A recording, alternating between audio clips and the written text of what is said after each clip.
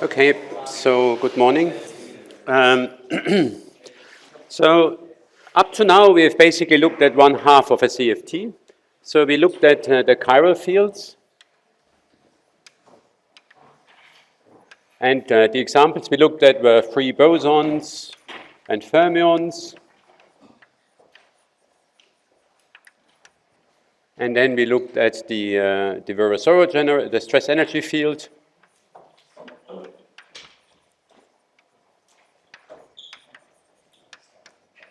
And we looked at the fields of the H=1 fields. And in each case, that gave rise to some sort of Lie algebra of symmetries. So here we got something like AM, AN is equal to M times delta M minus N. And here we got the Virasoro algebra.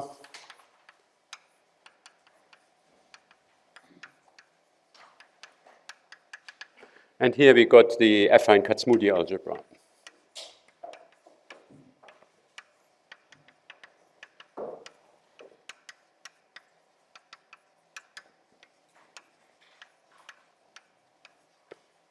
And so on.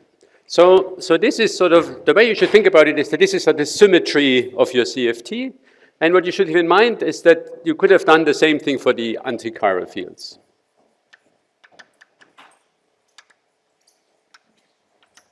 I mean, that their analysis would have worked exactly the same, except everywhere we've written Z, we would have written Z bar. And everything would have been analytic in Z bar, etc. So you should think of a CFT, a conformal field theory, as being characterized by the symmetries that act on the left movers and the symmetries that act on the right movers. And in order to deserve the name conformal field theory, you'll always have a Virasoro algebra, but sometimes you have more. For example, in the case of the H=1 fields, you have this algebra, and remember, out of this we could also build a Virasoro algebra, so in some sense that's contained in it, but that was more fundamental because in that case the LMs were basically bilinears in the currents with some prefactors. So we always have a Virasoro algebra, but we may have more, but we may not have more, depending on which. I mean, you open the box of the CFT, you pick out one, and you get what you get, and it has whatever left-moving symmetries and whatever right-moving symmetries. So now at the beginning I was asked about Z and Z bar and how they are decoupled, and I said, I'll postpone it to later, and now is the moment of reckoning. So now I have to explain a little bit how these things sort of fit back together again. So now you have the left-moving symmetry and the right-moving symmetry, and the examples, the sort of well-behaved CFTs are these rational CFTs. So this is, for example, the case if you have so this algebra is called an affine Kac-Moody algebra. It's denoted by G, where G is the Lie algebra whose structure constants of A, B, C, and then you write the index K, which is this central term. So, for example, if you have GK and K is a positive integer, then there are only finitely many representations that are possible with respect to that symmetry algebra. Or, for example, if you are in the case of the Virasoro minimal models,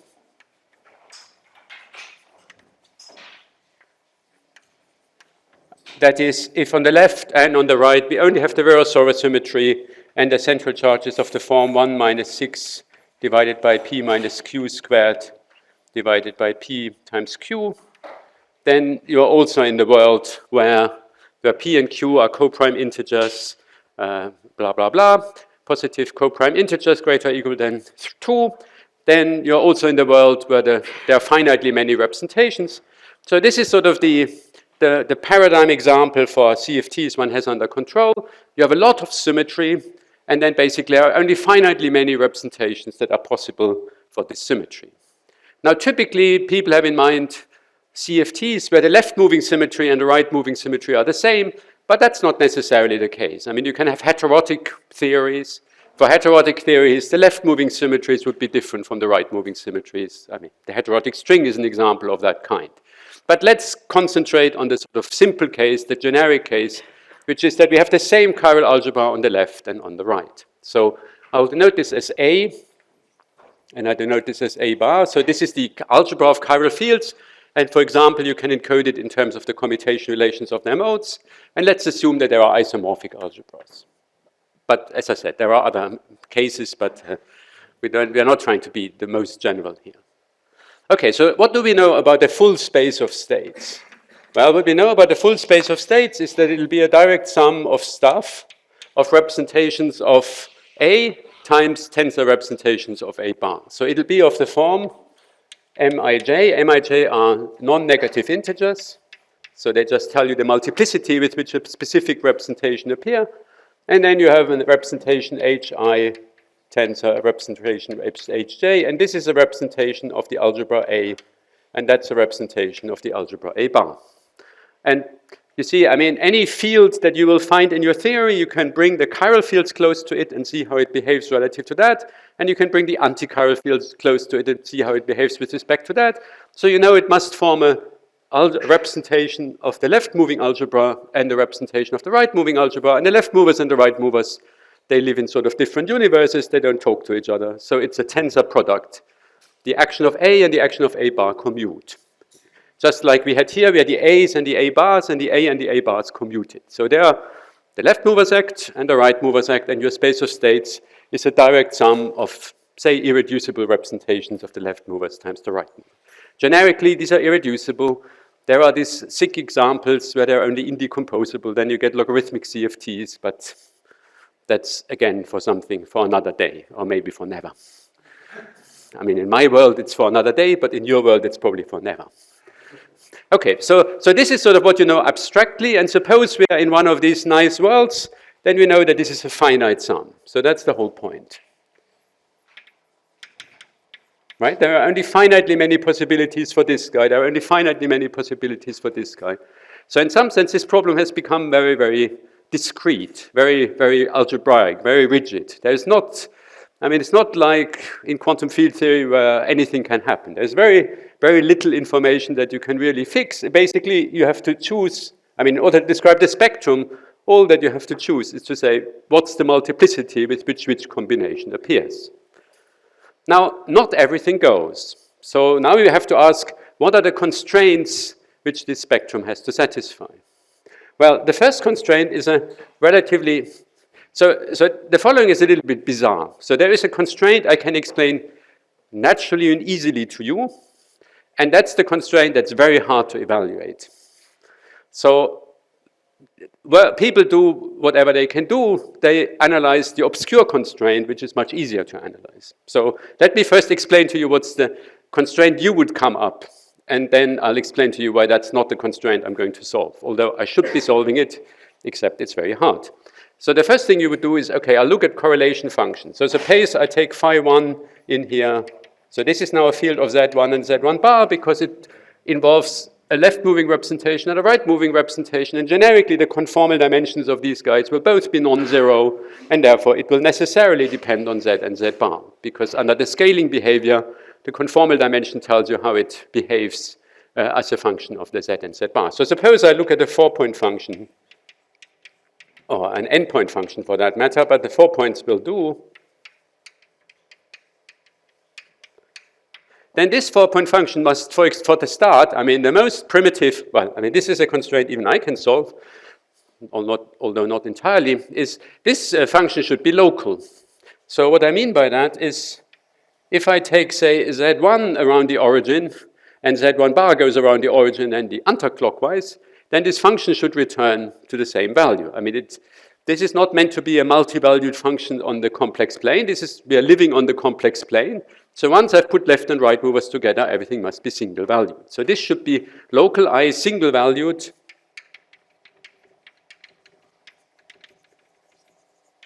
as a function of the Zi and Zi bar, where I now think of Zi bar as being the complex conjugate of Z. So Zi bar is now really Zi star. So I mean, I can treat this as an analytic function of the Zi's while keeping the Z bar i's fixed, and then I can treat it as an anti-analytic function of the Z bar's i's while the Z's fixed. But if I move them together, they must come back to themselves. They must be local. So you see, one sort of pretty obvious constraint as a consequence of that is that so these fields transform under the Möbius symmetry the same way as the fields we had before. So in particular, if I rescale them, they pick up a factor of H and H bar, depending on, so if I replace Z by lambda z, then the field picks up a factor of lambda to the minus h, and if I replace z bar by a lambda bar z bar, then I pick up a factor of lambda bar to the minus h bar, where so h is the conformal dimension of this guy here, and h bar is the conformal dimension. It has nothing to do with the quantum, the Planck h bar. It's the right-moving analog of h. So you see, in particular, if I take lambda to be e to the 2 pi I, then I move z around the origin, and then lambda bar gets moved around the other way around the origin. And in order for me to move back, one obvious constraint is that hi minus hj bar must be an integer.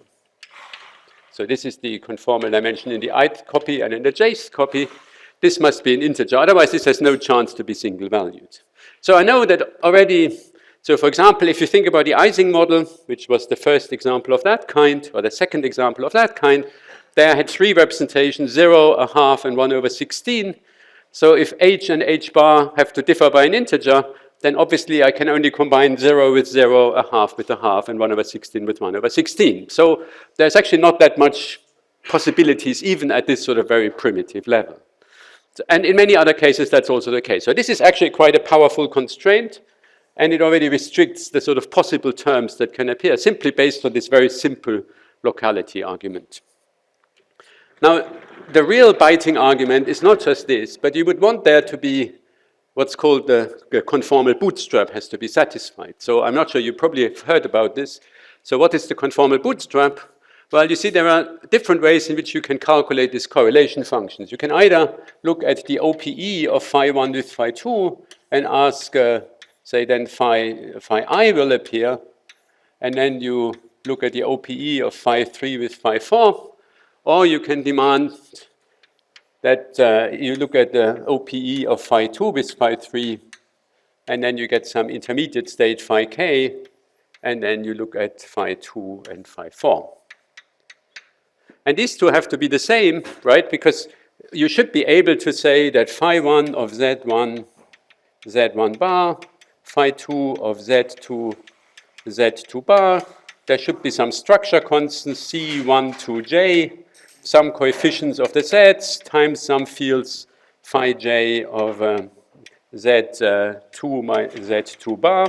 There should be an OP of that kind. And this should be true once and for all. So you should be able to fix all of these constants for all pairs of these fields.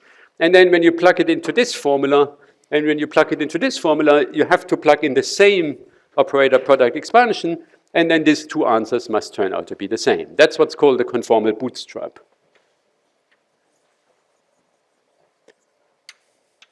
Now this is, you can write down the relations that define the conformal bootstrap relatively straightforwardly, but to solve them is very, very hard. There has been enormous progress in this, but the enormous progress has been, in some sense, by being less ambitious. The real progress was that people realized that by looking only at the constraint for, say, one set of 4-point functions, and imposing unitarity, you already get non-trivial inequalities, and then people didn't manage to solve them analytically, but put them on the computer and got into the string constraints. That has been a very powerful way of, say, understanding the three-dimensional Ising model. Yes? So by that logic, is the fermion in every sector also not allowed inside? Very good. So, very good comment. So here I'm treating bosonic conformal field theories, then this is an integer. In the case of fermions, if I really want to think of it as a fermion, then you're right, I should also allow half integers as long as they are fermions. So here this is the correct description in the context of bosonic CFT. So you're quite right. So this is for bosonic CFT. So for fermionic CFT, I can have a plus half, maybe, right? Well, but then you would think of that as being a fermion, and a fermion is allowed to live in some double cover. So then you would specify a specific double cover, and if you declare it to be a fermion, that's legitimate. But that's in a world of bosonic CFT, you wouldn't allow that, and then it's so I'm concentrating here on the simple case. But you're quite right. There is a small generalization for fermions here.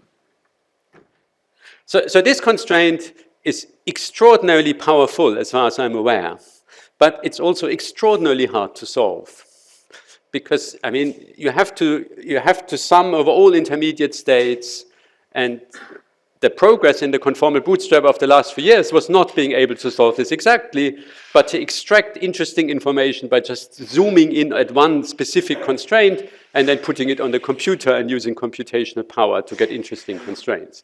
But it's not that people have really made any progress towards solving this analytically. This is as hard as it has always been. There have been analytic solutions in the situation for 2D CFT. So, for example, for the Virasoro minimal model, the conformal bootstrap has been solved in analytic form. The same for the SU2 level K, Wessel-Minowitten models. But even for SUN level K, I don't think there is a solution to that. So it's hard. It's a hard problem.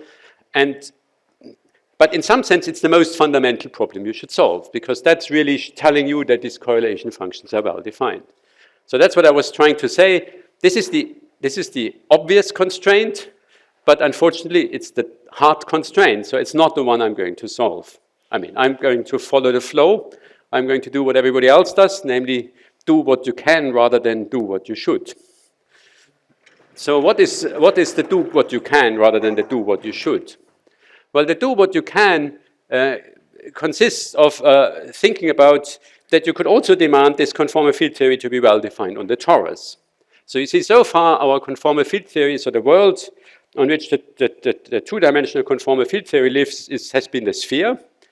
But you could also demand that you want it to be consistent on, say, the torus and the genus 2 surface and so on. And in the context of string theory, obviously that's important because this will be the higher genus contributions. Although if you are a statistical Mac person, who cares whether you can put it on the torus, except that the general belief is any sane theory you can put on any surface. And if you can't put it on a surface, then there is something inherently wrong with the theory. But at this point, we haven't yet used the fact that we have an enhanced symmetry, right? We just use the usual conformal symmetry Well, I mean, in some sense, we have used the fact because we have already made this very restrictive ansatz for our spectrum. So this is what you have an advantage over in higher dimensions. In higher dimensions, what you would say, I mean, you would just assume, you would not know anything about these fields. You would just say they have conformal dimension H, and then, whereas here we know we have to pick it already from some finite set. So it's much more restrictive. And then also, I mean, what you have to do here is use go from the S channel to the T channels, and you can either use this just using the Mobius symmetry, but you can also use the full Virasoro symmetry and work out. So there are refinements that 2D CFT is more under control than in higher dimensions, but even in 2D CFT, it is a very hard problem to solve. And the recent progress hasn't been really to solve that problem. The recent progress has been to observe that even if you just specify the lowest lying scalar field, there's already an interesting constraint from that equation. So the progress has been by ignoring information rather than putting in information and then by putting it on the computer. So that's been the progress. But that's not somehow what the flavor of 2D CFT. I mean, you can also apply this technology to 2D CFTs and they more or less reproduce what you know, but it's not been a powerful method. But it's been powerful in higher dimensions, absolutely. I'm not trying to debate that at all. Okay, so the idea is that an easier constraint, but it's really an easier constraint rather than a more fundamental constraint, comes from considering the theory on the torus. And as I said, the ideology here is that any sane theory should make sense. If it makes sense locally, it must make sense on any Riemann surface. And therefore, in particular, it should make sense on the torus. Now, in particular, what you can look at is the vacuum amplitude of the torus. So in particular, the vacuum amplitude, i.e., you're not inserting any fields on the torus. You're just looking at the bare torus. And what this amounts to is calculating the partition function. So, okay, so now there is not just one torus. There's one sphere. There's one Riemann sphere, the one and only Riemann sphere. There are no complex moduli of Riemann surfaces that have the topology of the sphere. Every sphere is the same sphere. But there are plenty of tori that are not conformally invariant. So that There's a moduli space of tori, and how can I see this? Well, the torus you can think of as basically being a parallelogram. Right? So the torus, if you cut it open, then it's a cylinder, and then if you slice it open yet again, it's a parallelogram where you identify this side and this side and this side and this side. That describes for you a torus. So you can think of this as being a piece of the complex plane with the prescription that you identify opposite sides. Now, you know that conformal field theory, can rescale things. We certainly have the Möbius symmetry on the plane, so we can certainly rescale things, and we can make this point to sit at 1 without loss of generality. Because if it sits somewhere else, rescale everything so it sits at 1. And then this corner up here we'll call tau. And the idea is that different values of tau lead generically to holomorphically inequivalent tori. So if you give me two tori, I can find an analytic map from one to the other whose inverse is also analytic if the value of tau between the two tori is the same. And if it's different, then I can't. And roughly speaking, the idea is you cut it open, you write it as a parallelogram, you make one side equal to 1, then the other side is equal to tau, and then it must be the identity map from that description of the torus to the other description of the torus, and that will only work if the value of tau is the same. So tau is what's called a modular parameter. Different values of tau describe for you different tori. There is no analog of this for the sphere. There's only one sphere, but there is a one parameter, one complex parameter family of inequivalent tori. Now, what I've just said isn't quite true, and I was waiting for hands to go up, but maybe you are just being kind to me, because you see, tau doesn't entirely specify the torus. Because you see, if you replace tau by tau plus 1, that obviously defines the same torus. I mean, it doesn't matter, because I mean, I have already the identification via 1. So I know that tau and tau plus 1 describe the same torus. But in fact, there is yet another identification, because I said I'll make one side going to be equal to 1, but I'm free to decide which of the two sides of this parallelogram I scale to 1. So I could have scaled it down by dividing by 1 over tau, then this point would have gone down to minus 1 over tau, and then I could flip it up to the upper half plane. And if you do that, you realize that the torus that corresponds to tau and the torus that corresponds to minus 1 over tau are actually equivalent. So locally, tau describes the inequivalent tori, but there are these global identifications that are secretly the same torus because you have just relabeled how you are going to parameterize this parallelogram. So more precisely, the moduli space of tori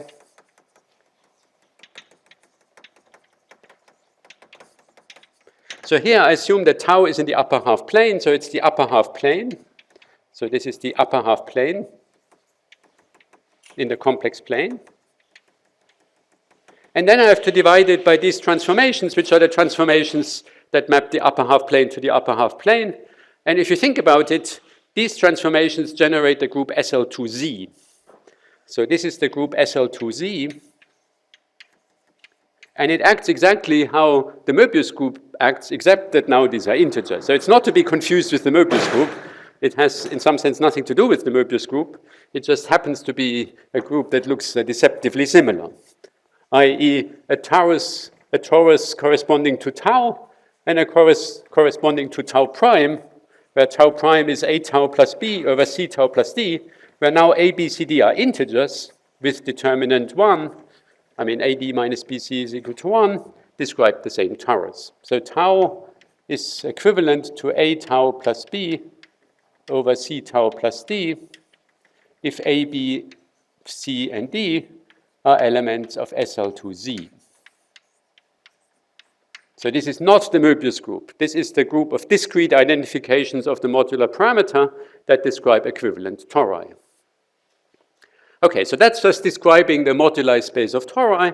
And now, you see, how would you calculate the vacuum amplitude, the vacuum CFT amplitude? Well, the way you do it is that you will cut open your torus. So we cut it open, And then once we cut it open, then it looks like an annulus. The annulus you can map to the complex plane. So a cut open torus is really an annulus, or is it's an annulus, and that is really and that you can think of as being the image under a conformal transformation from the parallelogram on the plane. So if you do this, you see if you have this, then if you look at the map, so that's the z plane and that's the w plane. If we define z to be e to the, and I probably should write w, so then this should be 2 pi. It doesn't really matter. If you write this as e to the w, then you see if you go along here, you go once around here, and then you go, say, 0, this would be the unit circle, to e to the 2 pi tau, so I should probably call this 2 pi tau. It would go to the e to the 2 pi tau, and that would sort of map, so this line would be this line, the outer line, and then because tau has so probably I want to have a factor of I here, then it would go, if tau is in the upper half plane, this would have a smaller real part, so therefore this would describe the inner circle. So this would describe the annulus. And then what you would do is you would sum over, so cutting this open should mean that you are inserting a trace in your space of states. So the way you calculate this in the conformal field theory, given what we've written here, so for a theory of that kind, the torus partition function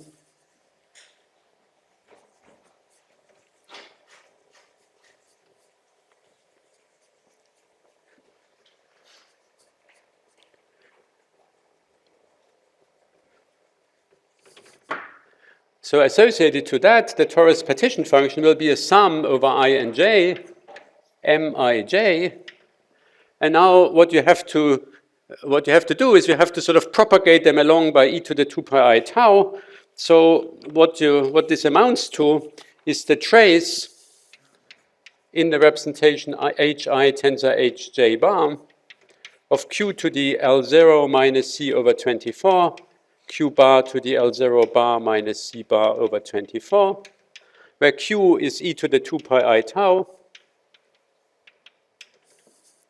And so there's this subtle effect of the c over 24 term that comes from the fact that when you transform from the plane to the cylinder, the conformal, the stress energy tensor picks up a term.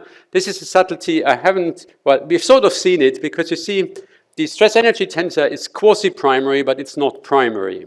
So this factor of c equals to 24 has to do with the fact that the stress energy tensor, L of z, remember, this is this function. And we know that the state L is annihilated by L1, but it's not annihilated by L2. In fact, that was equal to c over 2 times the vacuum. So as a consequence of the stress energy tensor not being primary, but only being quasi-primary, under Möbius transformations, it transforms trivially, but this is not a Möbius transformation.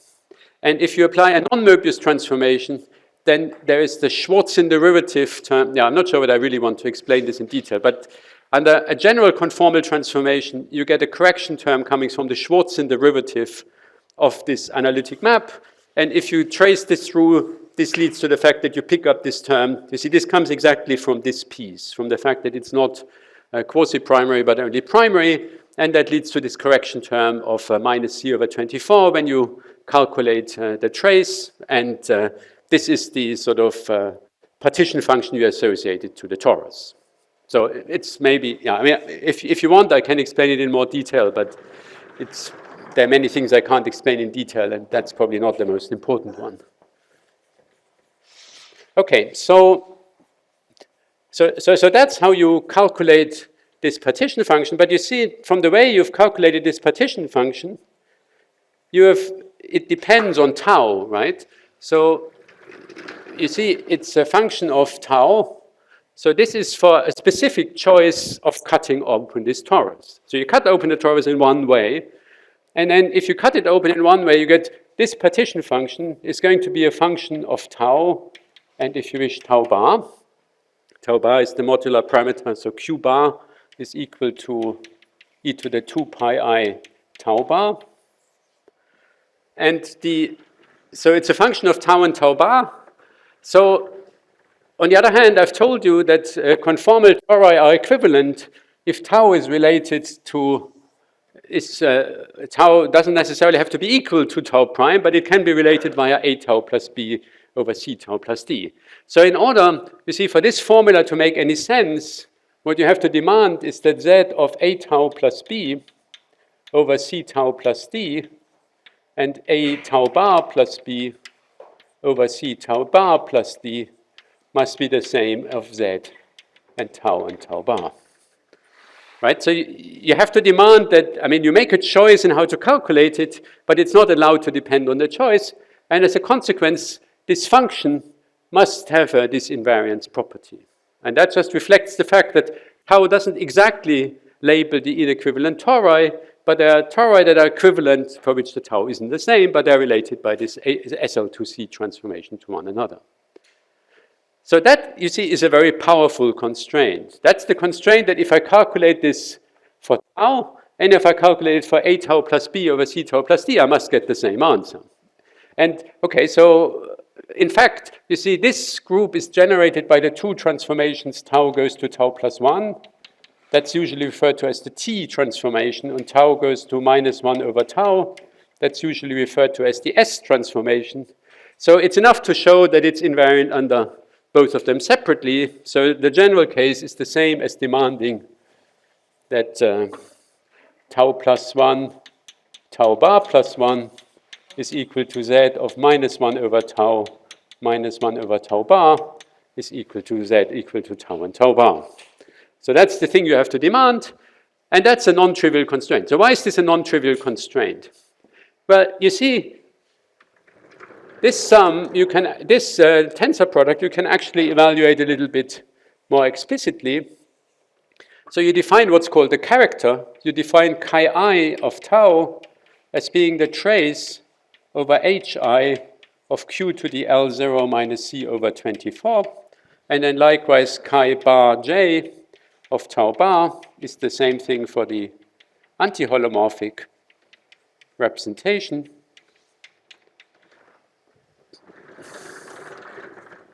So you know that the z of tau and tau bar you can write, it's just the sum over I and j, mij, chi I of tau, chi bar j of tau bar.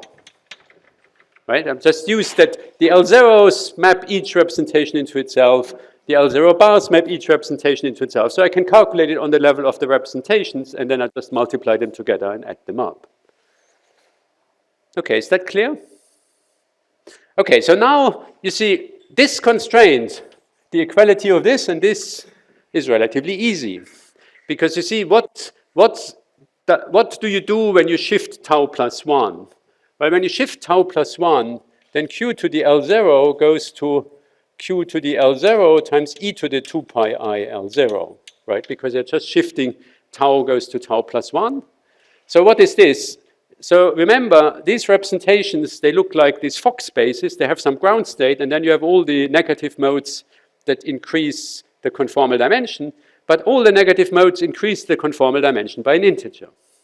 So this factor is just equal to e to the 2 pi I h0, where h0 is the conformal dimension of the ground state in the ith representation, right? Because all the descendants are, and again, I'm dealing here with the bosonic case. In the fermionic case, actually in the fermionic case, you see, you're not quite demanding this. You're looking at some congruent subgroup, slightly smaller group because of the fermionic nature, blah, blah, blah. But in a bosonic case, you're demanding this, and then basically this condition is just the condition that hi, the conformal dimension of the ground state for the left movers plus an integer. This is just this condition because you see on the left you pick up an e to the 2 pi h0, on the right you pick up an e to the minus 2 pi h bar 0, and then so the difference has to be an integer. And remember, that's exactly the locality condition. So h minus h bar j must be an integer. This is just the condition that we saw before from the locality from the scaling transformation. So we will cover one simple constraint. So again, we can only couple together stuff that's whose conformal dimension differs by an integer. So for the Ising model, we can only couple 0 to 0, a half to a half, and 1 over 16 to 1 over 16. Okay, so far so good. Now the other one, the other constraint is much harder. And the other constraint seems totally impossible. And because you see, replacing tau by minus 1 over tau is something bizarre. I mean, if you think about it, I mean, you're writing it as a power series in Q. Q is e to the 2 pi I tau. And now you're going to write it as a power series as e to the minus 2 pi I over tau.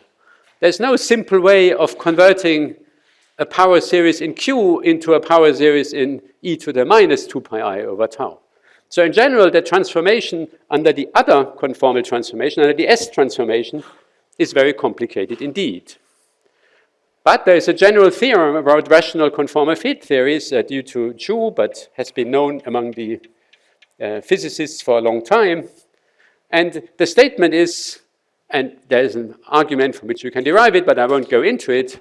So if you look at the ith character, so you look at the character coming from the representation hi, so this is the trace over hi, and you evaluate it as a function of minus 1 over tau, then you can write it as a sum over the characters chi j evaluated at tau, but you get in general a linear combination of these characters, and the linear combination has a constant matrix. So this is the so-called S matrix. It's not the S matrix of quantum field theory, it's the modular S matrix, and this is independent of tau.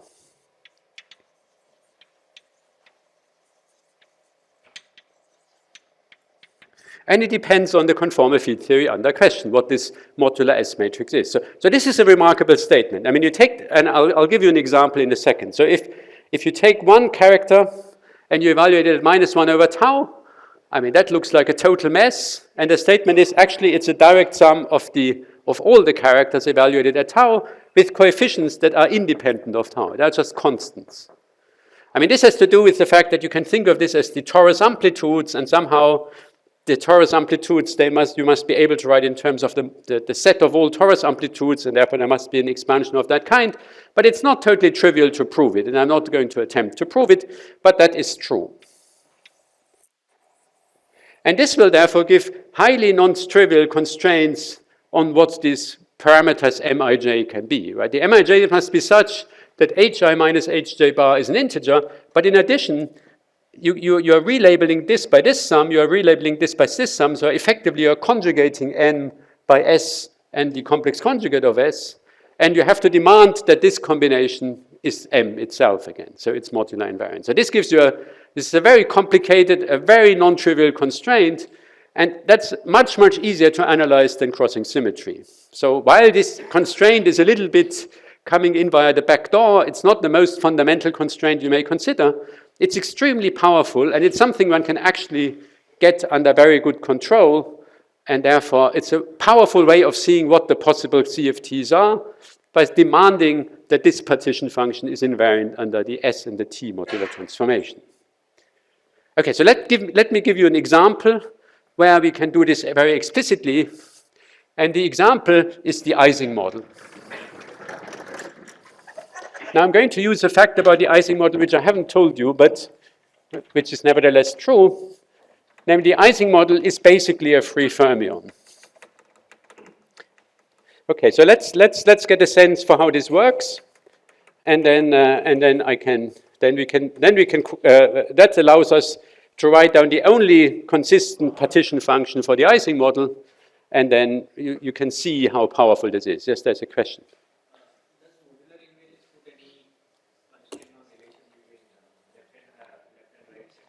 Yes. So sorry. So when I said this here, you see, I ignored the C over 24 factor. So what I assumed here is that C is equal to C bar mod 24. And if you want to have the vacuum in your theory, then there should be one state where H and H bar equal to 0. So then you want C minus Z bar to be a multiple of 24. So for example, the monster CFT is one where C is 24 and Z bar is 0. It's a purely left-moving CFT. So that's the normal constraint. Now you can relax this a little bit. I mean, there is the E8 theory, which is effectively also, anyway, it depends on sort of your level of insisting on invariance of this. There's a slight way of relaxing it, but you can really relax it to mod 8, but the strict version is mod 24. That's sort of the clean version. Okay, so let's try to understand this for the Ising model. So for the Ising model, so C is equal to a half, right? So this is, okay, this is 1 minus 6 over P minus 6 over M into M, so it's 6 into P plus 1, or 6P minus Q squared divided by P times Q. And the Ising model corresponds to P equals to 3, Q equals to 4. So then C is equal to a half. And whenever you see C equals to a half, you should say, that's bound to be a free fermion. So this is bound to be a free fermion. So let's see in which sense this could be a free fermion.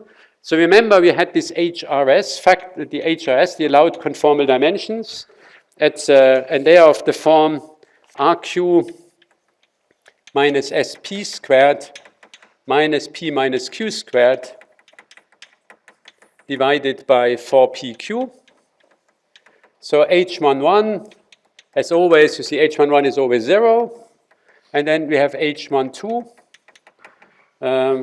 So H12, what is H12? So Q is 4 and P is 3. So there's a 4 here. So there's a 3S and 4R. And then we have to divide by 12. So we divide by 48.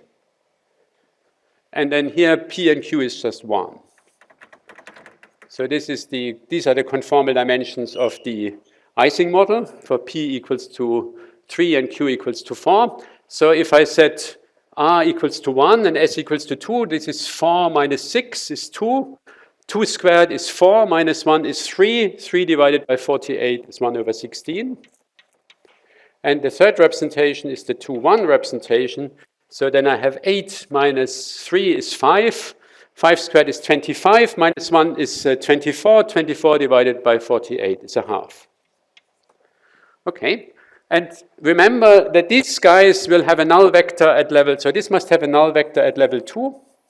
So the spectrum should contain, if I write down the character of it, it should look like Q to the 1 over 16 minus 1 over 48, right? Because C equals to a half, so it's minus 1 over 48 here. And then it should start out with 1 ground state. Then it will have 1 state at level 1, because that's L minus 1 on the state. And at level 2, you would generically expect 2 states, because you have L minus 1 squared and L minus 2. But because this is the representation 1, 2, it will have a null vector at level 2, so it go like plus Q squared with coefficient 1 here, right? Not with coefficient 2. Whereas on this one should go like Q is equal to Q to the 1 over 16 minus, 0 over minus 1 over 48. And this should go like 1 plus, well, it has a null vector at level 1, because that's L minus 1. So it has plus 0 plus a Q squared. Right? So this must be the structure of these characters. And this guy should go like, chi should go like Q to the a half minus 1 over 48 times 1 plus Q plus, again, Q squared with coefficient 1, plus obviously dot, dot, dot, right? Okay, so how can we find these characters? Well, because it looks like a free fermion, how could this come from the free fermion? Well, let's write down the character of a free fermion.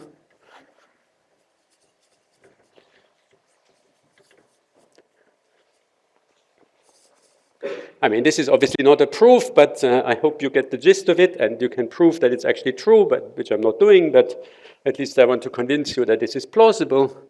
So in the Neveu-Schwarz sector of a fermion,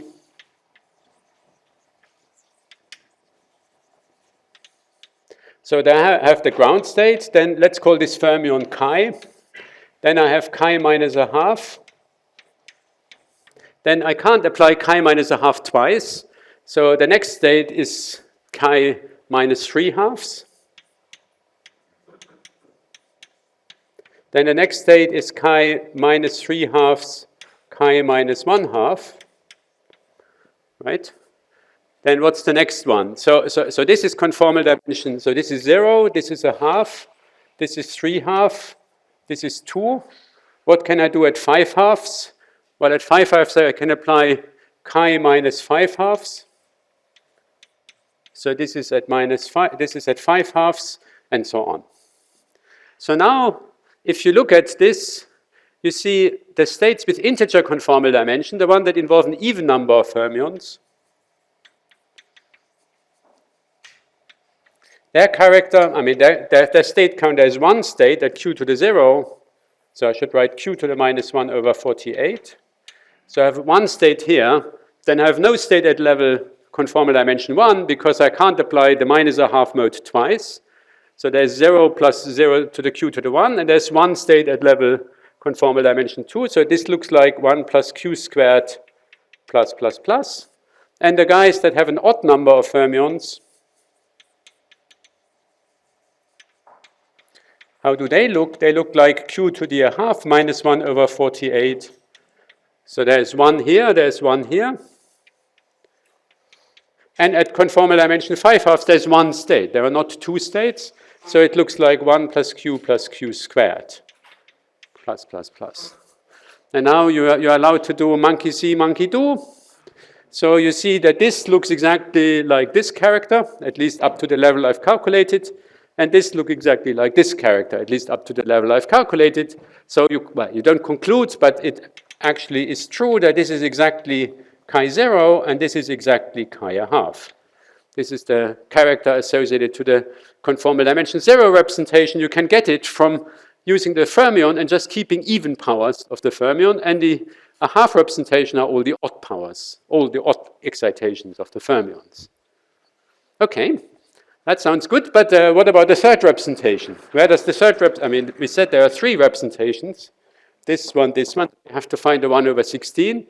Now, you probably know what that has to be. 1 over 16 smells very much like the Ramond sector. So this should probably be the Ramond sector.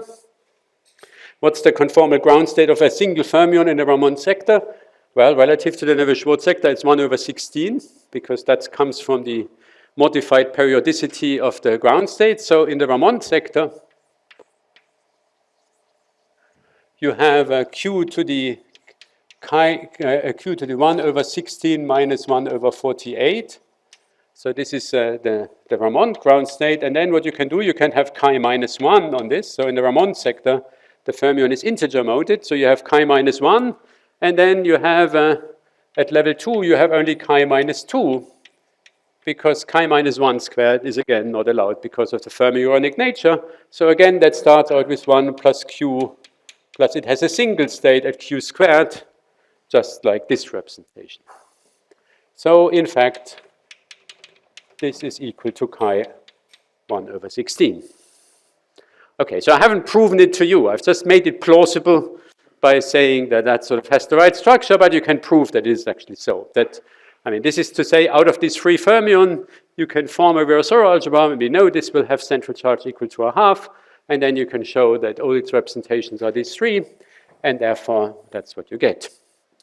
Okay, but now, you see, in this case, we can actually write down the character in full glory. Once we know that it's the even number of fermions and the odd number of fermions, we can actually write down the full character and analyze how it transforms under the modular transformation matrix, under the S matrix. So you see the Neveu-Schwarz character, before we impose any number, any restriction on the number of fermions, has a very simple formula, right? It's just given by q to the minus 1 over 48 times the product from n is equal to 1 to infinity of 1 plus q to the n minus a half. Right? This is sort of obvious if you think about it. You see, this is the contribution from the fermion with mode number minus n plus a half. Right? And because each fermion can either be there or not be there, if it's there, you take this term from the product. If it's not there, you take this term. You expand it out. you count all the things you can make out of fermions. Is that clear? Right? I mean, so think about it. It starts out like 1 plus q to the half times 1 plus q to the 3 halves plus 1 plus q to the 5 halves plus. So if now you expand them all out, and when you take the 1, that means I'm looking at a term where I haven't excited this mode. And if I take this mode, then that means I have taken this mode. And because each mode you can at most excite 1, once you multiply out all the possibilities, you write down all the states and you keep track of their conformal dimension. Okay, so this is relatively elementary to see that this is the character of the full Navier-Schwarz sector without imposing any even or odd number. And then if you know a little bit of 19th century mathematics, then you recognize that you can write this in terms of the Jacobi theta functions. So are you familiar with the Jacobi theta functions? Okay, so let me briefly remind you. So there are 3 of them that will play a role. Theta 3, theta 4, and theta 2, and then there's the eta function. Let me just write them down, and then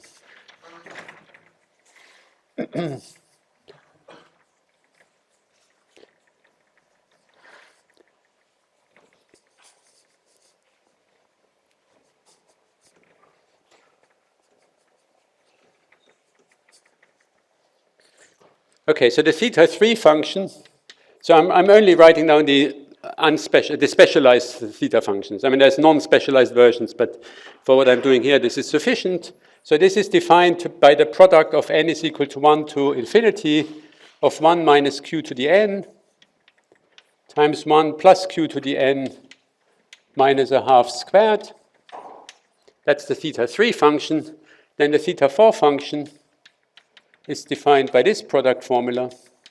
It's essentially the same, except you choose you pick the different sign here. Then you have the eta function, which you define as q to the 1 over 24 divided times the product of n equals to 1 to infinity of 1 minus q to the n.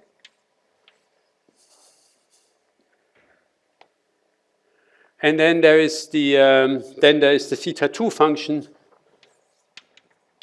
And theta 2 is 2 times q to the 1 over 8 times the product of n is equal to 1 to infinity of 1 minus q to the n times 1 plus q to the n squared. So these are these classical functions that Jacobi and Dedekind introduced.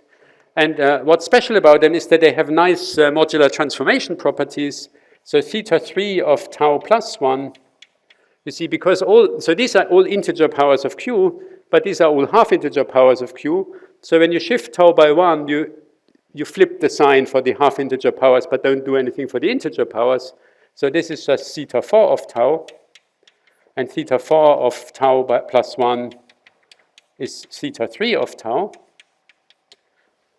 And eta and theta 2 are invariant under tau goes to tau plus 1, except for this prefactor coming from this factor and this factor.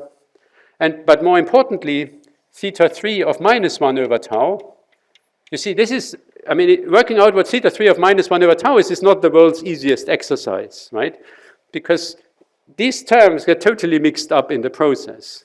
But what you can show is that theta 3 of minus 1 over tau is just equal to the square root of minus I tau times theta 3 of tau, and theta 4 of minus 1 over tau is minus I tau times theta 2 of tau.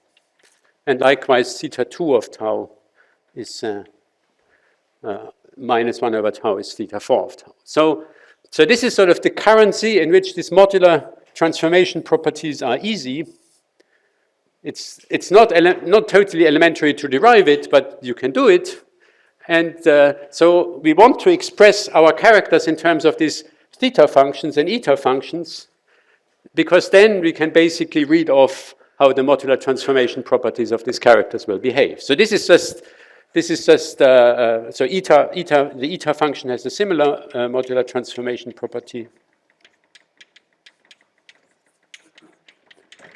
So this is just, you open the correct math book And if you open the correct math book, you will find these formulae. So you want to rewrite your character in terms of these, because then you basically know how the modular group will act on your characters. Okay, so now we can do this, because you see, in terms of, we can easily write down what the characters, what the three characters are in terms of these theta functions. So for example, what is chi0? Well, you see, what is this in terms of the theta functions? Well, think about it. So this looks basically like theta 3, except it looks like the square root of theta 3, right? Because we want to, we have this term, but we only have it once, so we want to take the square root, but we also have to get rid of this term, but you see this term is just the eta function. So it's exactly the theta 3 divided by eta, the square root. So if you divide theta 3 by eta, this factor gets killed against this factor, you get a q to the minus 1 over 24, and you get this factor twice, and then when you take the square root, this becomes a q to the minus 1 over 48, and this becomes exactly one factor of that. So the Navier-Schwarz factor is just the square root of theta 3 divided by eta. And now if you think about it, how do you keep the terms of an even number of fermions or an odd number of fermions? Well, if you were to change the sign here, then if you look at the version with minus sign, then the odd number of fermion terms will come with a relative minus sign to the even number of fermion terms. Because you see, if you put a minus sign here, then you get basically, for an odd number of fermions, you have an odd number of these powers, so you keep an overall minus sign, whereas for the even number of fermions, you keep an even power, and it could be a plus sign. So therefore, the vacuum character, the chi0 of the Ising model, you can write as a half times the square root of theta 3 divided by eta plus the square root of theta 4 divided by eta. Right? Because here, the number of terms that have an odd number of fermion have a minus sign relative to that. So if you add them, you only keep the guys with an even number of fermions. But you get every term twice, so you have to divide by 2. And likewise, chi1/2 is just going to be a half times the other linear combination.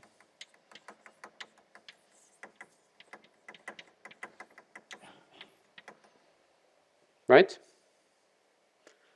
Because you see now you keep the guys with the odd number of fermions, because you subtract this is the ones where the odd number have a minus sign relative to the even number. So if you subtract them, you keep the odd number of fermion terms and remove the even number of fermion terms. And then chi1 over 16, well, this basically looks like the Ramond sector. And if you work it out what it is, it's exactly 1 over square root of 2. So you have this funny factor of 2 in theta 2. So what you get is 1 over square root of 2 theta 2 divided by eta. So this is how you can write the Ising model characters in terms of theta functions and eta functions. And now you can use the formulas on the blackboard above to work out how the modular transformation of the Ising model characters works. Is that clear? Okay, so now we can simply work it out. So let's work it out.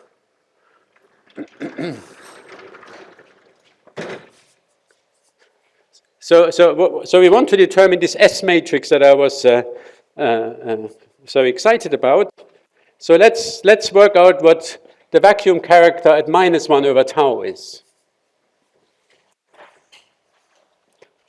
Right, so the vacuum character at minus 1 over tau is now a half times theta 3 at minus 1 over tau, but theta 3 at minus 1 over tau up to this factor of square root of minus I tau, but you see we are dividing them by eta, and eta also picks up this factor, so this factor goes along, so this just be theta 3 over tau, eta, evaluated at tau again, right? And then if I do this for theta, so this term is because theta 3 of minus 1 over tau is theta 3, and eta of minus 1 over tau is eta. but theta 4 of minus 1 over tau becomes theta 2, and eta stays eta. So this becomes the square root of theta 2 of tau divided by eta of tau. Right? Is that clear? But now I want to write it in terms of characters of the Ising model. So what is this guy? Well, this guy is just a half times chi0 plus chi a half. So this is equal to a half times chi0 plus chi a half, because that will just keep this piece with a factor of a half. So this is what this is. And what is this? This is plus 1 over square root of 2 times chi 1 over 6. So I have a half times this guy. Yeah, so I have to multiply this by 1 over square root of 2 times chi 1 over 16.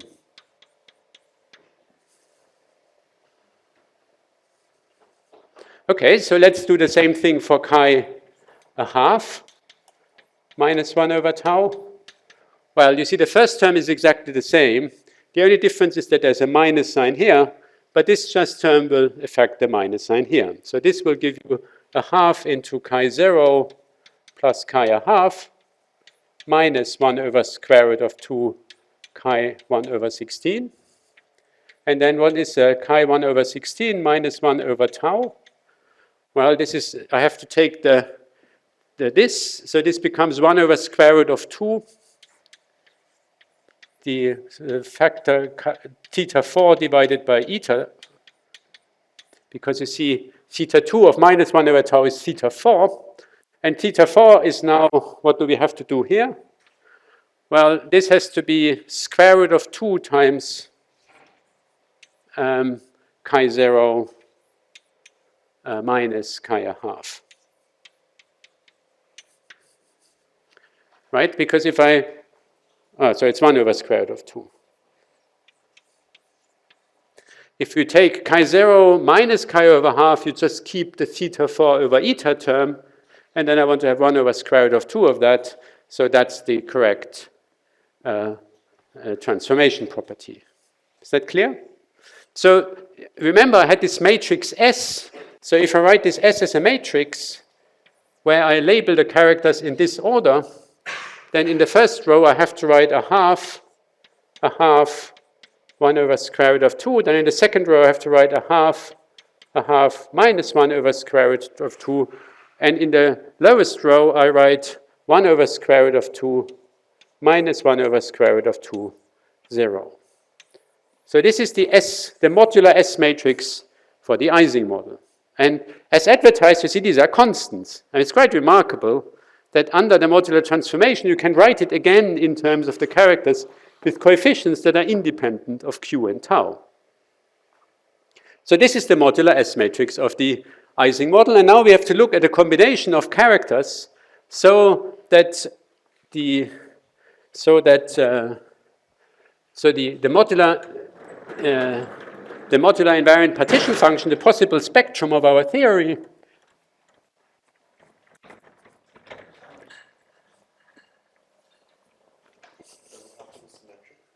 it is always symmetric, yes. It's not obvious, but it's true.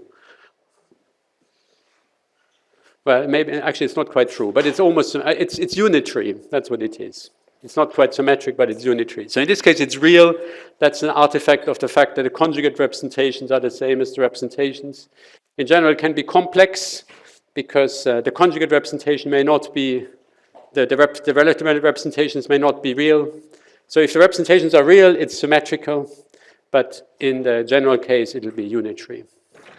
So you see, our ansatz for the partition function was the sum over I and j chi I of tau, mij chi j of chi j bar, right? This is the partition function if our vector space has the form that it's the direct sum of I and j, mij hi tensor hj bar. And now you see, in order for this to be modular invariant, this has to be invariant under this S. So if I replace this by, so this has to be the same as the sum over I, j, K and L, where Sij becomes Si K chi K, Mij Sj L chi L bar. And you see the way you write this is that you write this as Sik chi K. So you see that this matrix, which is basically S transpose M S, has to be equal to M. And in addition, you have to demand that, under tau it's invariant. So we know already that the only possibility is that all of them are the same. And then what you observe is that the only solution in that case, the only solution is just chi mod 0 squared plus chi mod a half squared plus chi mod 1/16 squared. So that's what you find out in that case. I mean, we saw before that they have to be coupled together, and then the relative coefficients is, what you observe is that this matrix is orthogonal or unitary. In that case, doesn't make a difference. If you choose all coefficients to be the same, then it will be exactly modular invariant. And you see, the coefficient of this guy, you always want to keep to 1, because that term contains the vacuum and you only want to have a unique vacuum. So you're looking at a solution for which the chi0 term has coefficient 1, and you're demanding it to be modular invariant, and you ask how many combinations are there that you can do. And this problem has been classified not just for the Ising model, but for all the Virasoro minimal models. And this leads to this famous ADE classification of the modular invariant partition functions for, well, the ADE classification is for SU2 level K. For the minimal models, it's a variant of it because of this coset construction. So this matrix has the property S squared is equal to 1 in this case, and that just guarantees that this is the same because S transpose is S. So if there were complex representations of S dagger. Right, exactly. So then here you have to take the complex conjugate. So in general, you have the complex conjugate here, but here it doesn't make a difference because they're real. Okay, so this is, so as I was trying to explain to you, it's a bit of a roundabout constraint because you're asking for the theory to be well defined on the drawers, and who cares? But it's a much simpler, you see, this is pretty, I could explain this to you on a relatively small blackboard within an hour. If I try to solve the conformal bootstrap, this blackboard would not be sufficient. It's a horrendous calculation. So this is much, much, much, much easier, but it's a little bit roundabout. But that's what people do. They solve what they can solve rather than solve what they should be solving. Now, obviously, the conformal bootstrap has also been solved for the Ising model, but that's a different story. Okay, so now I could also explain to you how this looks for SU2, but I think it's probably more instructive to explain to you something else, which has to do with the Verlinde formula and this modular S matrix. Now, the reason people are so excited about this modular S matrix is that it has another important role to play. So let me explain that. And so let's turn the page and start something new. And then I'll come back to this modular S matrix. So I want to leave this blackboard here because we'll come back to that in a little while.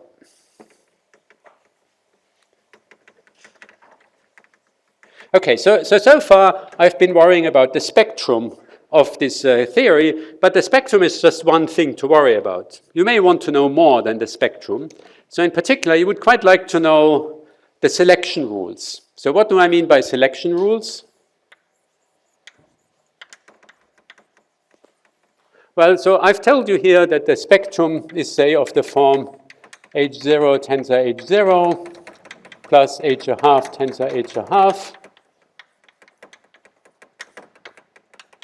plus H1/16 tensor H1/16. So this is what I know. So I know how many states there are. There can't be any ambiguity here, and it was fixed totally by this modular argument.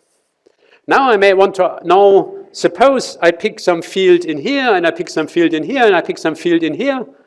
Which 3-point functions will be non-zero? So what are the selection rules of the theory? So what I'm asking is, so phi 1, phi 2, phi 3, each of them lives in one of these factors.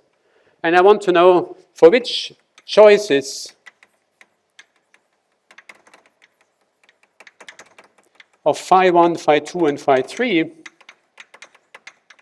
is this 3-point function not zero? This is like the coupling constant. If you think about it in terms of Feynman diagrams, this would be the triple vertex of your theory. I mean, this would mean particle first, second particle can make particle number 3.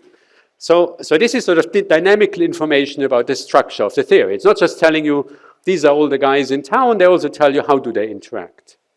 Now this is called the fusion rules, because you see, in some sense you can think of this as separately a problem for the left movers and the right movers, because the 3-point functions, as we've seen, are fixed by the conformal symmetry up to a constant. So you can really analyze this separately for the left movers and the right movers, and you can ask for which combination of things in Hi, so if this lives in Hi, and this lives in Hj, and this lives in K, I can ask, is this a zero or is this non-zero?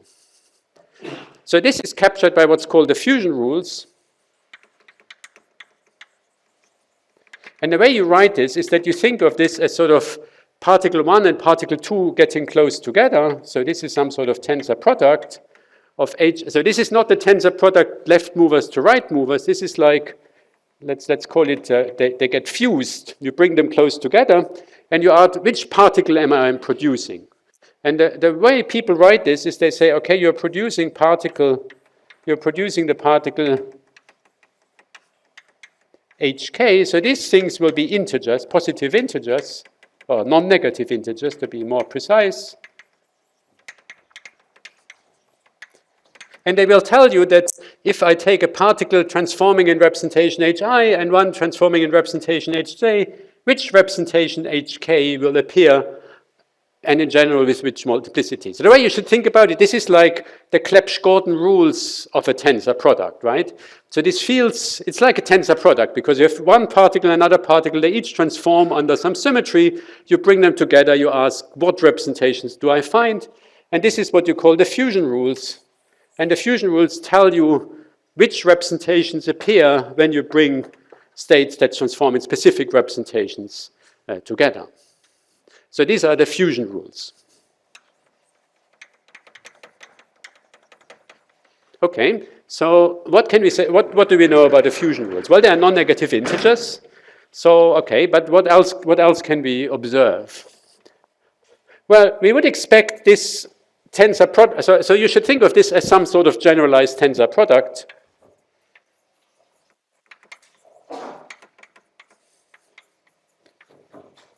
In fact, that is, I mean, the reason I'm so excited, this is basically what I wrote my PhD thesis about when you probably weren't yet born, how to make sense of this as some sort of tensor product and find a smart way of calculating these fusion rules. And I found a way of calculating them that works even for logarithmic CFTs and so on, and that has played its role in certain corners, but it's not the world's most important thing. But what do we know about these fusion rules?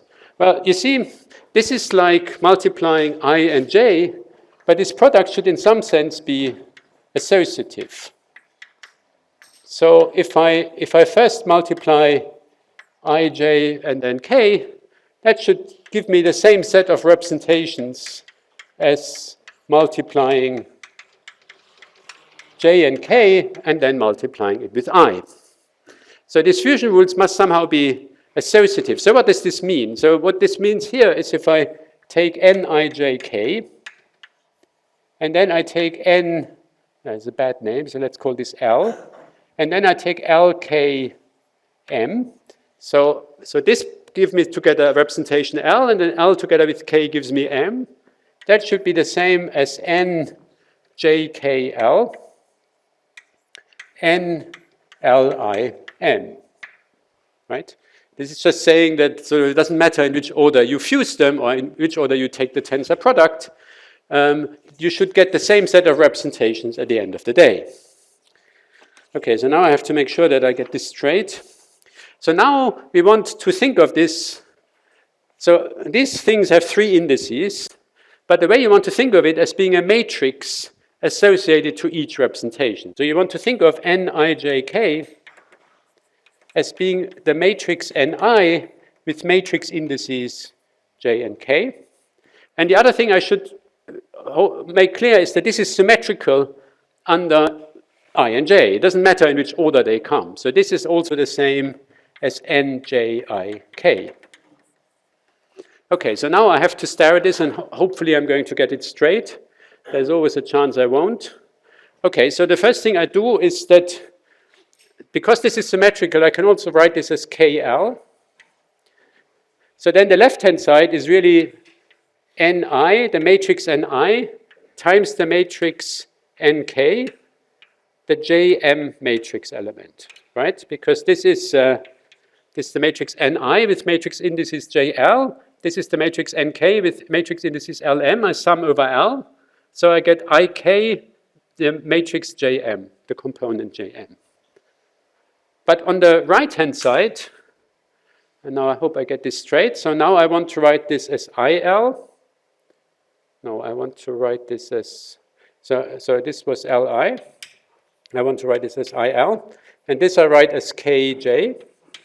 So on the right-hand side, I get the matrix K, the JL component. Then I multiply it with the matrix I, the Lm component, so I get the Jm component. Right? Now, if you look at this, you see what this tells you is that the so-defined matrices commute with one another. Right? Because what it says is that the matrix Ni times Nk is the same as the matrix Nk times Ni. So the matrices as matrices commute with one another. They're furthermore what are called normal. They commute with their conjugate, with their adjoint representation.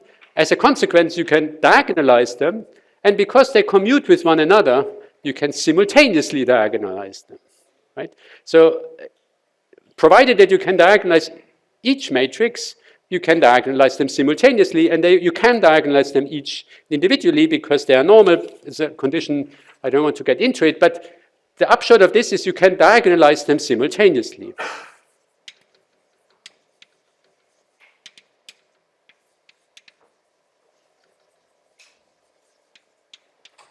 Okay, so let's diagonalize them. So that means we can write Nij,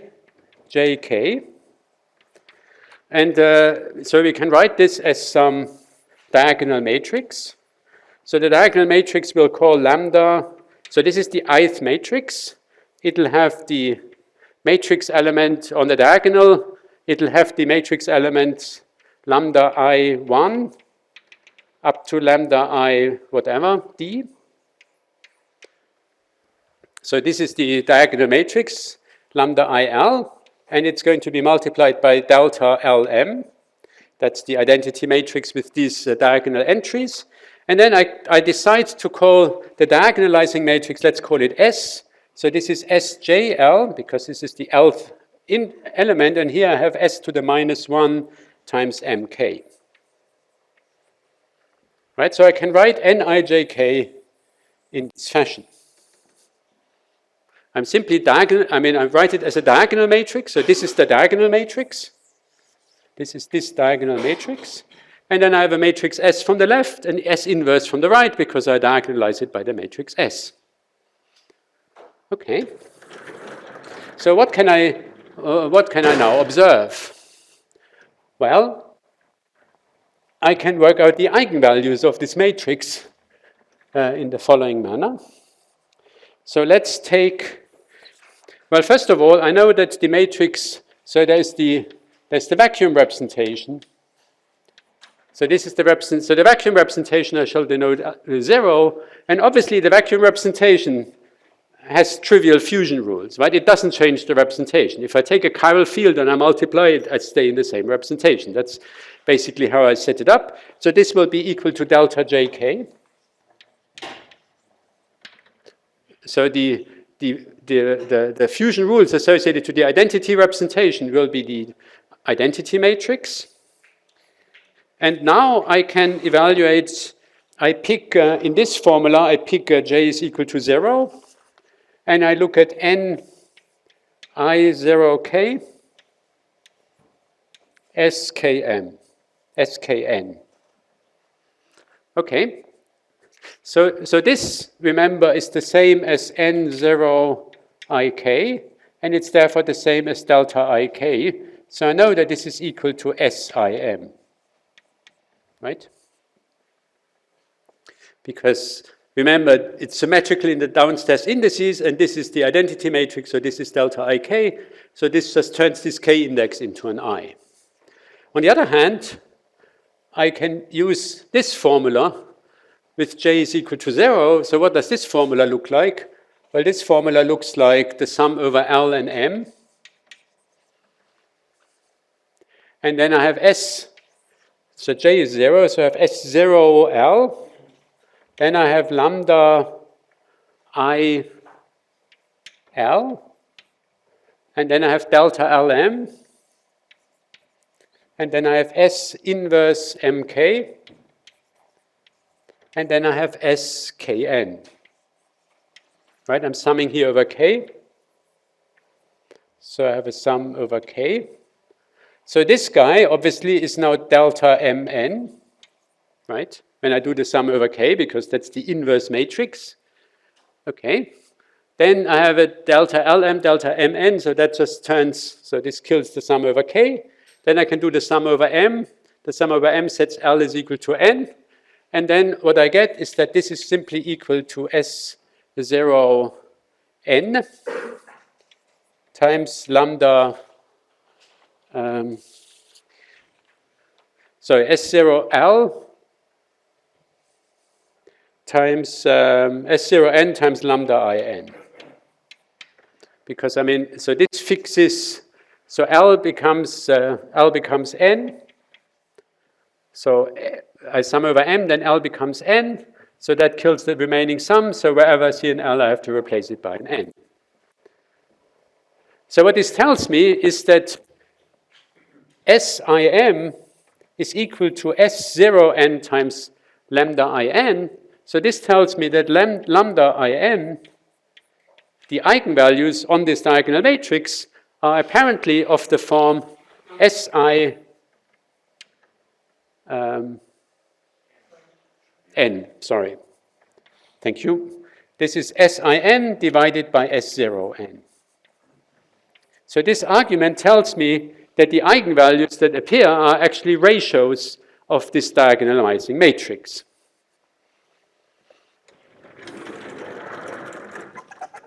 So this means, you see, that we can write down a closed formula for the fusion rules in terms of this diagonalizing matrix S.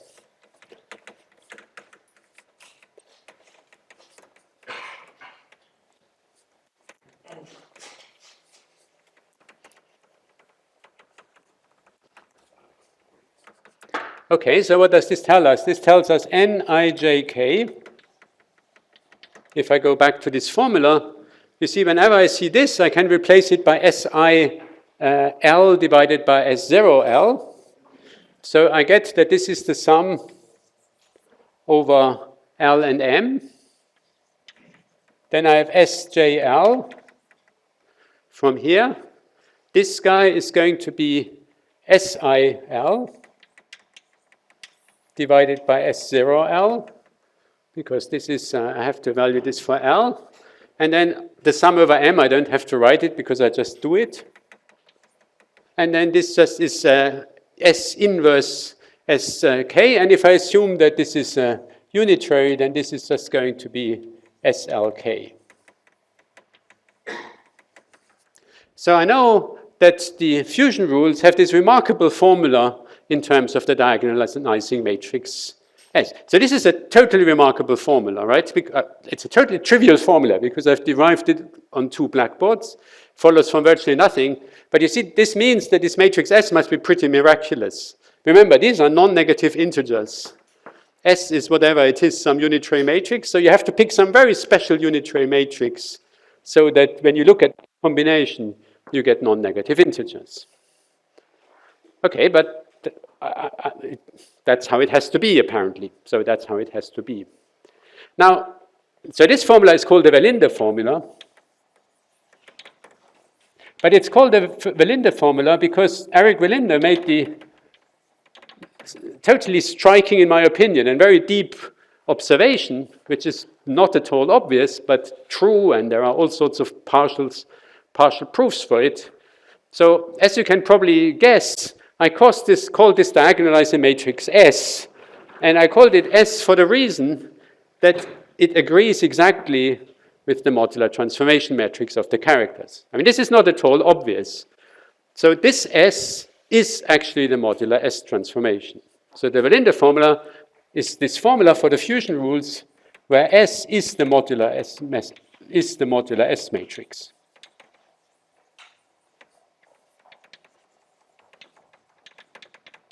I mean, this is quite remarkable. You see, the modular S matrix comes from the character modular transformation. I mean, here is what it is for the Ising model. On the other hand, this other thing is diagonalizing the fusion rule and gives you a formula for the fusion rule coefficients, for the dynamical information of the theory. It's not at all obvious why these two things are the same, but once you know that they are the same, that's a very deep statement because it lets you calculate the fusion rules for free. I mean, you see this, we derived on 2 blackboards in 30 minutes. So now we can work out the fusion rules for the Ising model, if you believe the Valinde formula. And I encourage you to believe it. I mean, it's true. So, I mean, there are partial proofs for it. It's a bit complicated, but there is enormous evidence for its validity. And I mean, it's for all intents and purposes, it's true.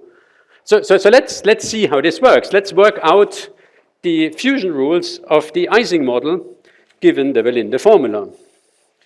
So let's work out, where did I write this down somewhere, so I'm not going to make a mess of it.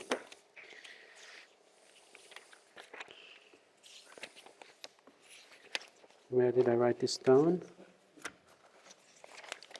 X.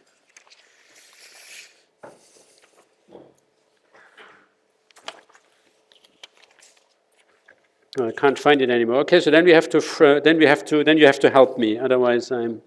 Okay, so which fusion coefficient do you want to work out?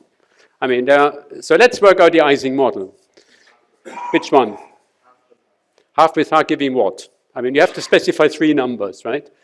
So you can work out half, and which one do you want to work out? 0. 0 is boring because it's symmetrical. You see, this is symmetrical. I mean, because S is real here, it's actually symmetrical in the 3 indices. And we know already that 0 will give you, by construction, will give you just a diagonal matrix. So this won't be interesting. So pick 116. 116 is interesting. So what do you think this fusion rule is? You said correct. What's the fusion rule? No, it's 0. So this will be 0. You see, this is Neveu-Schwarz sector. Neveu-Schwarz sector can't go to Ramond sector. So this will be 0. Okay, so let's check that we get 0 from this formula. But help me, otherwise I'm... Okay, so we have to take the half. So this is the half line, right? So this is 0. This is a half. And this is 1/16. So now we take a half, so we take the first one. So the term with L equal to 0 is you take a half 0, which is a half, times a half 0, which is a half, times 1/16 0, which is 1 over square root of 2. And then you divide it by S0 a half. So we always have to, so S00 is a half. Okay, that's the term with L equal to 0. Then the term with L equals to a 1. So we now have to take the S a half term. That's still a half. Still a half. And now the S1/16 a half term is minus 1 over square root of 2. And then we have to divide it by the S0 a half. So this guy, which is still a half. And then the last one is the L1/16 term. So it's this guy times this guy times this guy. So it's minus 1 over square root of 2 squared times 0 divided by this guy, which is 1 over square root of 2. Okay, so this term is 0. And here you have a relative minus sign. So this is indeed 0.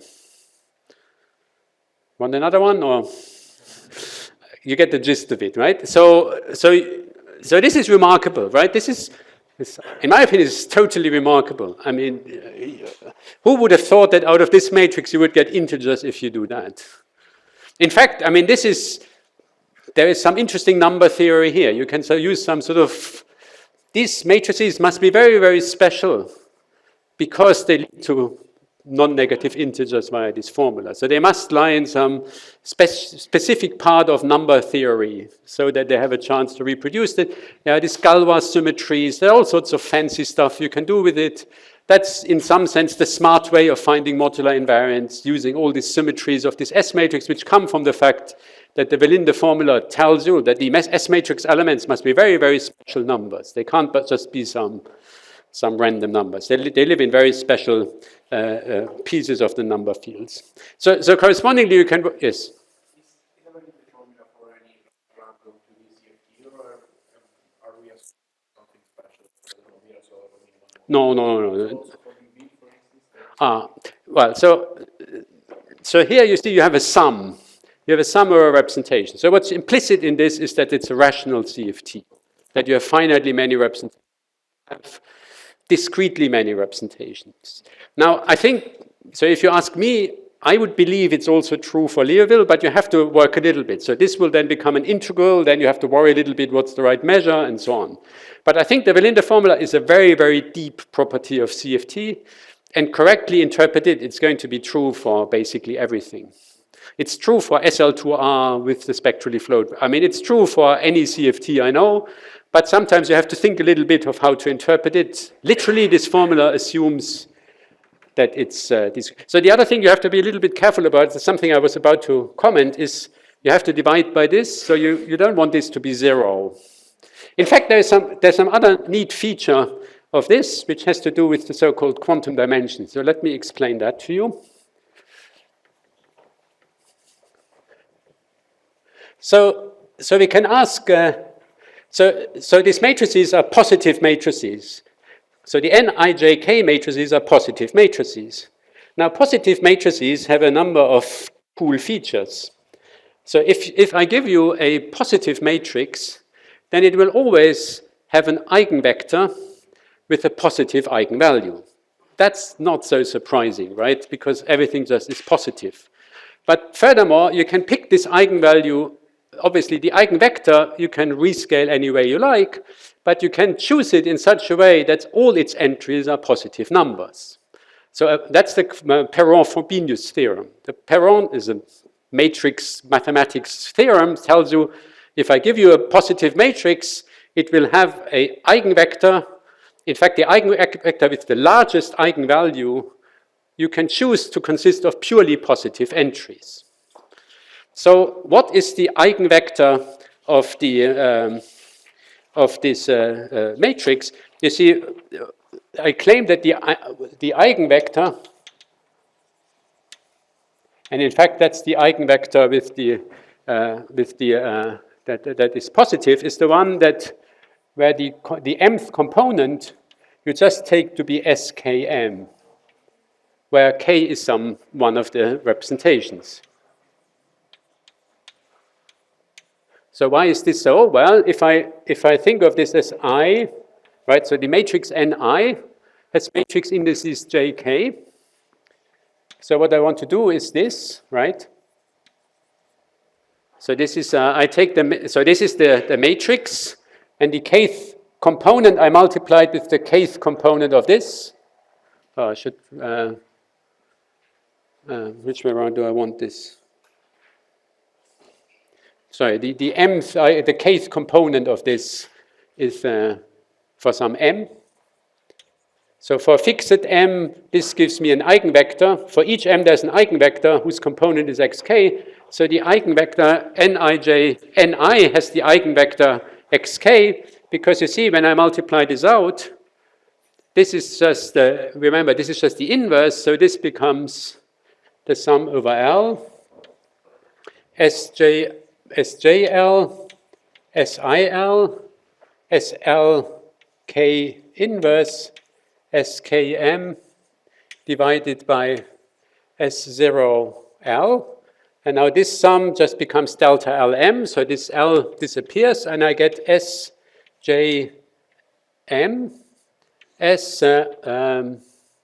IM over S0M. So you see, what this tells you is, if I write this in matrix form, this tells you n times x.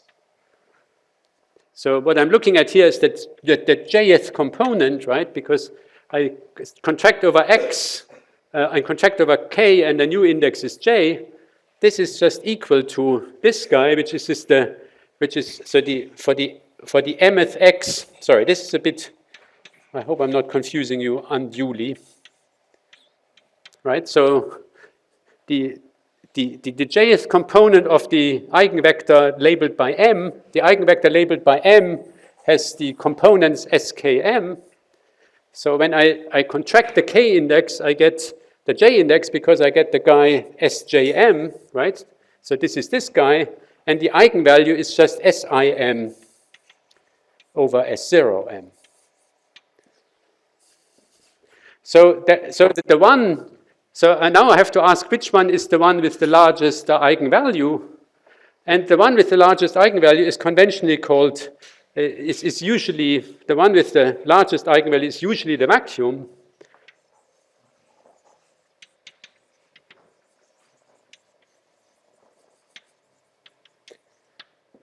So what this tells you is that there is one for which all of these entries are positive, and that's the one which you usually identify with m equals to vacuum. So what you would expect is that S0k over S00, which you call qk, will be positive. This is the positive eigenvector of the with the largest eigenvalue. And if you write this out, then what the Verlinde formula tells you is that these qk's satisfy the identity that nij qk is equal to qi times qj. Right? This is basically the identity I've just written down here. Right? If I divide this by S0m, then this is just qi times qj is nijk qk. So where these qi's are defined as si0 divided by s00. And they are all positive. So this is what you call the quantum dimension.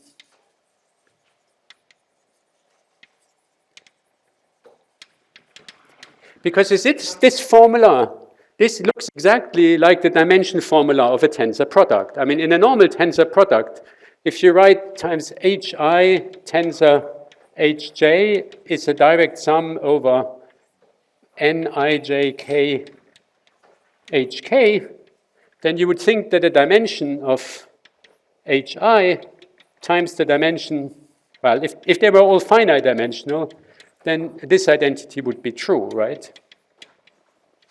Say, if you do this for representations of SU2, when you take the spinor half times whatever representation, then you multiply the dimensions, and on the right-hand side you get whatever the tensor product contains times the sum. Now, obviously, these HIs are infinite-dimensional vector spaces because they're representations of the Virasoro algebra. They're infinite-dimensional. But what this formula tells you is that you can assign a sort of quantum dimension to it. It's an effective dimension so that the fusion rules behave as though they want to be a tensor product. Namely, the dimension of hi times the dimension of hj is the sum nijk times the dimension of hk. Now, these are called quantum dimensions because they will not be integers in general. I mean, in some sense, they all want to be infinite, right? And obviously, infinity times infinity is a finite number of infinities. That is certainly true, but that wouldn't be a useful way of characterizing it. But there is somehow a regularized dimension that you can associate to these infinite-dimensional vector spaces, so that they behave like a tensor product, and these combinations are in fact the quantum dimensions. So there are things like, so for example, for the Ising model, unfortunately I've erased it, but if you remember, obviously the quantum dimension of the vacuum is always 1, because if I set I equal to 0, it's S00 divided by S00, then Q of a half is also equal to 1, whereas Q over 1 over 16 is equal to 1 over square root of 2. Well, actually, maybe the square root of 2? I've forgotten. Let's think. No, it must be square root of 2. Yeah, it must all be bigger than 1. And that reflects the fact, so what this means is, for example, that reflects the diffusion rules of 1 over 16 times 1 over 16 is equal to 0 plus 1, 0 plus a half. So you see, this is the square root of 2 times square root of 2 is equal to 1 plus 1. So these are the quantum dimensions that you find for, and they sort of pop again out of this abstract analysis of the Welinder formula. The reason why they're really quantum dimensions is, if you think about it, they're really the regularized dimension of these representation spaces. And the reason for that is because these are the modular S matrix. So how would you define the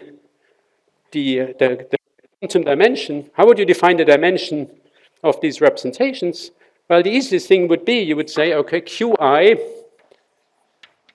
is the dimension, is the limit of Q goes to 1, I tau goes to, so remember, Q is e to the 2 pi I tau.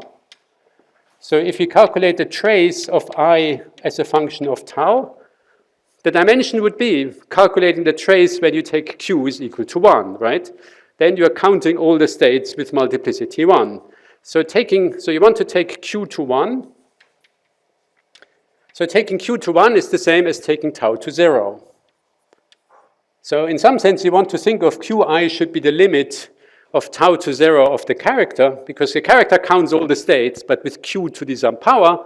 If you take Q to be 1, then you count all the states with multiplicity 1. Now, how do you calculate this? Well, you say this is the same as the limit of tau goes to I infinity of chi I of minus 1 over tau. Right? When you send tau to I infinity, then minus 1 over tau goes to 0. But then you say, okay, this is the same as the sum over j, Sij chi j of tau times is equal to the limit tau goes to I. So now you take tau goes to I infinity. So if you take tau goes to I to infinity, that's Q to the 0. So what's the dominant term in the sum? Well, that'll be the term with the smallest conformal dimension, because you see these characters basically all go like Q to the hj minus c over 24. So the dominant term will be the one with the smallest eigenvalue of j, which is always the vacuum. Well, in a unitary theory, it's the vacuum. So you would think this is basically Si0 times the limit of tau goes to I infinity of chi 0 of tau. Now, chi 0 of tau is obviously infinite. So what you want to do is you want to divide this. You want to look at the ratio of this relative to the vacuum character, right? So each character, each dimension will obviously explode, but if you look at the ratio of it, then it may be finite. So what this will end up is being Si0 of S00, this divided by itself. So this will just become Si0 by S00. So these quantum dimensions are really the relative size of the ith representation relative to the vacuum representation. So it's sort of the renormalized dimension of this infinite dimensional vector space, and that's why this formula makes a lot of sense, because that's really what they want to be. They want to be sort of the regularized dimension of these representations. As a consequence, they are not necessarily integers. They are things like square root of 2. They're always bigger than 1, unless there's a simple current, in which case they're equal to 1. The vacuum will always have 1, and they have this sort of, that sort of captures a part of the structure of these representations and their fusion rules. Anyway, so this is my quick go through 2D CFT. 2D CFT in a nutshell at high speed. I hope you picked up some of the ideas. There's obviously lots to cover, but ask me or look at the relevant literature to find out more. So thank you.